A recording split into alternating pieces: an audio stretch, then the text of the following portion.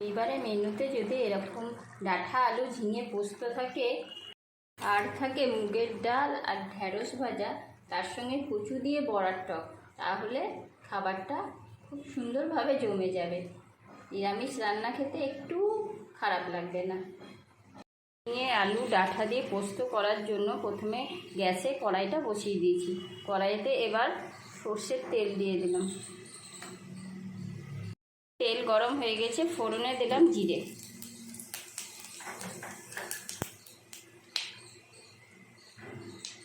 এবার আলুগুলো ছেড়ে দিলাম।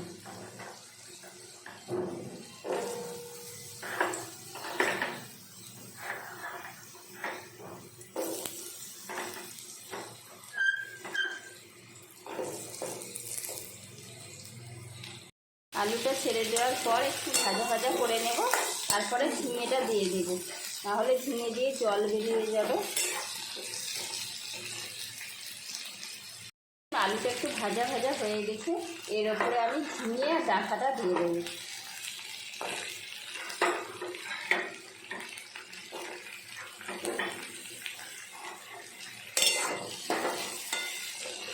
একটু নাড়াচাড়া করে নুন হলুদ দিয়ে আরেকটু ভেজে নেব। ঝিঙে আলু ডাঁটা দিয়ে পোস্ত খেতে হয়তো সকলেরই ভালো লাগে, আমাদেরও খুব ভালো লাগে। ঝিঙে আর ডাঁটা দিয়ে ভাজা ভাজা হয়ে গেছে, এবার আমি নুন দিয়ে দেব আর অল্প পরিমাণ হলুদ দেব। অনেকেই হয়তো পোস্ততে হলুদ খেতে পছন্দ করেন না, আমি একটু অল্প পরিমাণ মতো হলুদ দিই, যাতে কালারটা একটু সুন্দর আসে। তাতে পোস্তের স্বাদ কোনোটা কোনো অংশে কমে না, কিন্তু অনেকেই পোস্তের মধ্যে হলুদ খেতে পছন্দ করেন না। অল্প পরিমাণ হলুদ দিয়ে দিলাম আর দিয়ে দিলাম নুন। এবার একটু ভাজা ভাজা করে নেব, দিয়ে জল দিয়ে আলুটা সেদ্ধ করে নেব।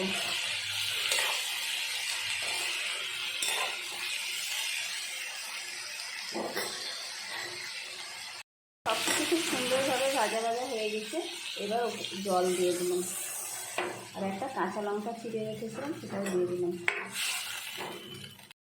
দেখুন আলুগুলো খুব সুন্দরভাবে সিদ্ধ হয়ে গেছে, এই যে গলে যাচ্ছে। আলুগুলো একটু ঘেটে দিচ্ছি, যাতে আলু পোস্তটা একটু মাখা মাখা হয়, তার জন্য।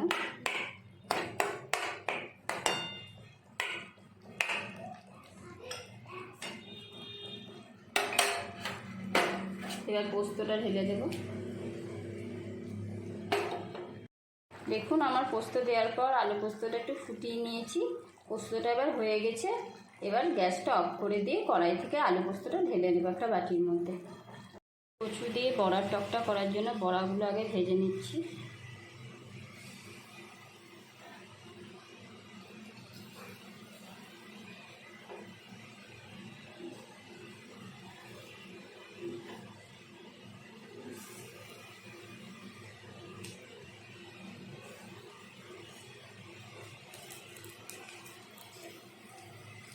বড়াগুলো আমার ভাজা হয়ে গেছে, এবার তুলে নিচ্ছি। ভাজা তেলের মধ্যে ফোড়নে দিয়ে দিলাম 5 ফোড়ন আর কচুগুলো দিয়ে দিলাম।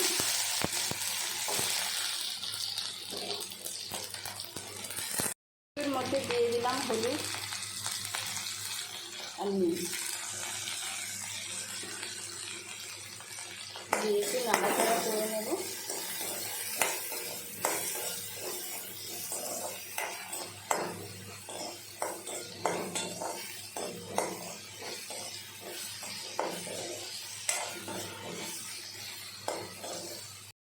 এবার দিয়ে দিলাম একটু জিরে আর ধনে গুঁড়ো।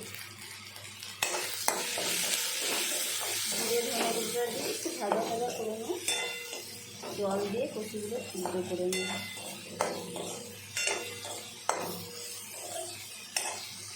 জিরে দিয়ে ভাজা ভাজা হয়ে গেছে, এবার জল দিয়ে দিলাম কচুটা সিদ্ধ করার জন্য।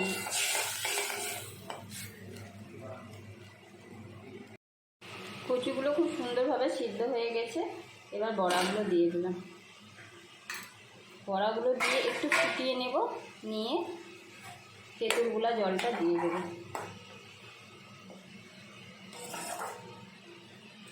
যে বড়াগুলো দিয়ে একটু ভালোভাবে ফুটিয়ে নিচ্ছি, বড়ার মধ্যে রসটা ঢোকে।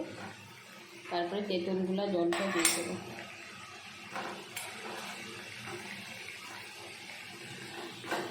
এই যে দেখুন, তেঁতুলটা ভিজিয়ে রেখেছি, তো তেঁতুলের কাঠগুলো চিপে চিপে ফেলে দেবো, শুধু জলটা দেবো। এই যে এবার জলটাও দিয়ে দিলাম তেঁতুলে। আর টকে একটু চিনি দিলে ভালো লাগে না, তাই জন্য অল্প পরিমাণে একটু চিনি দিয়ে দিলাম। টকটা একটু মিষ্টি মিষ্টি না হলে ভালো লাগে না। কালারটা একটু ভালো হওয়ার জন্য একটু বাটিটা ধুয়ে বেসন গোলা জলটা দিয়ে দিলাম, তাহলে টকটা পুরু হবে আর খেতেও ভালো লাগবে। টকটা একটু গাঢ় হবে।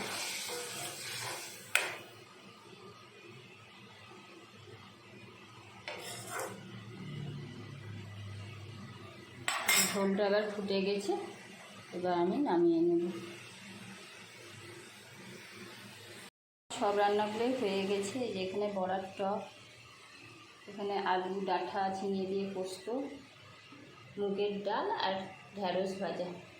সন্ধেবেলায় আবার রান্নাঘরে চলে এসেছি, এসে গ্যাসে কড়াই চাপিয়ে দিয়েছি, তাতে একটু তেল গরম করে নিয়েছি। রাত্রে খাবারের জন্য একটু আলু ভেজে নেব।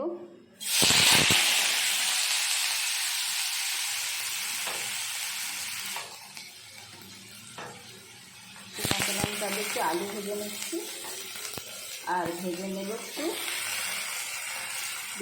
বেগুনি আর কুমড়ো দিয়েও, কী বলবো, বেগুনি না কুমড়ানি, যাই হোক একটা।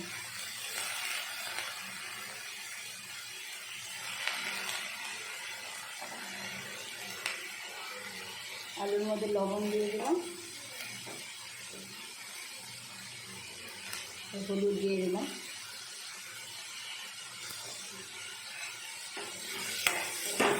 নাড়াচাড়া করে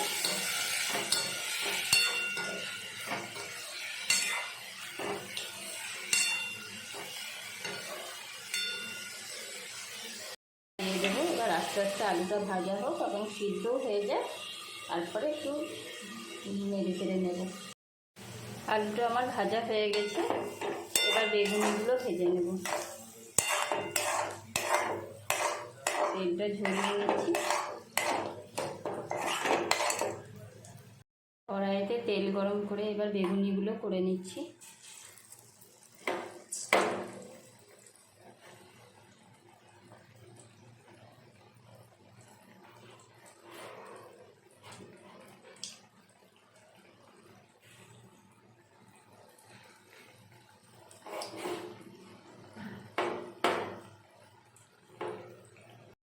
এই যে দেখুন, বেগুনিগুলো ভাজা হয়ে যাচ্ছে। আমরা যতই দোকানের স্টাইলে বেগুনি ভাজতে চাই, কিন্তু আমাদের হয় না, কারণ বাড়িতে অত পরিমাণ তেলও নেওয়া হয় না, অত বড় বড় করে বেগুন কুমড়োও কেটে নেওয়া হয় না। তার জন্য আমাদের বেগুনিগুলো একটু ছোট ছোট সাইজেরই হয়। যাই হোক, বাড়িতে খাওয়ার মতো হয়েছে। এই লাল লাল করে বেগুনিগুলো ভাজা হয়ে যাচ্ছে।